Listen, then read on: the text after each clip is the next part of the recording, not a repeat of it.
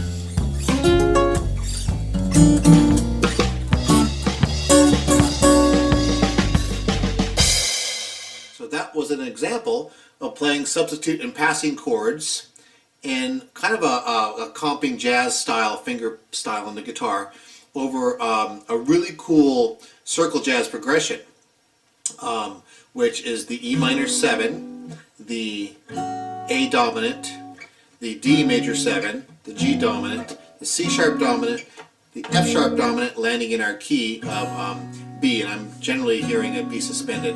You find this in Europa by Santana, you find this in a number of bossa nova pieces, and it makes a great progression to practice comping over.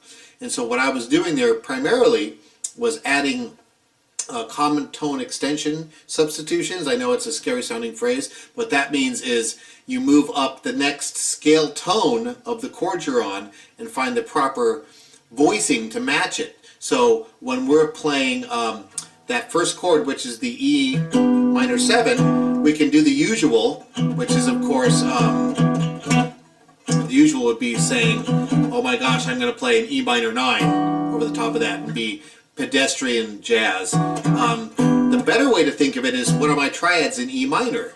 It's E, G, and B, okay?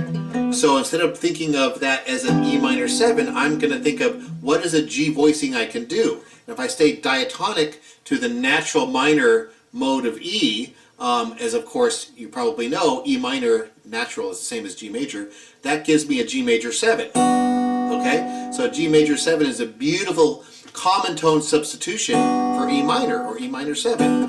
So I use that, and another great substitution would be to do the B minor, because B is the 5th of the chord. If you did a B minor 7, it's a beautiful way to paint that E minor chord. And the resultant would be something like an E minor 11. And then of course when we went down to that A13, I'm thinking of all the different ways I can substitute over that. Often I like to jump up to the next note of that A, so as you know that A is an A, C sharp, and E. Over the C sharp we can paint a half diminished chord or a minor 7 flat 5. So I love to paint a half diminished chord a third above any dominant chord I'm substituting. So if there's an A7 or 13 going on, I like to paint that C sharp minor 7 flat 5. Really slick. Same when we go down to that G13, I'm painting that B minor 7 flat 5. Okay, so you heard that a lot. And then when we went to essentially the 5 of 5, which was that C sharp altered dominant, I was making sure I did the 9th, and then the 7 sharp 9, and then back to the 9, and sometimes you can do the 7 flat 9. That way you have internal voice leading, where you have most of the chord tones staying the same, but we have one note walking around. And that kind of an idea.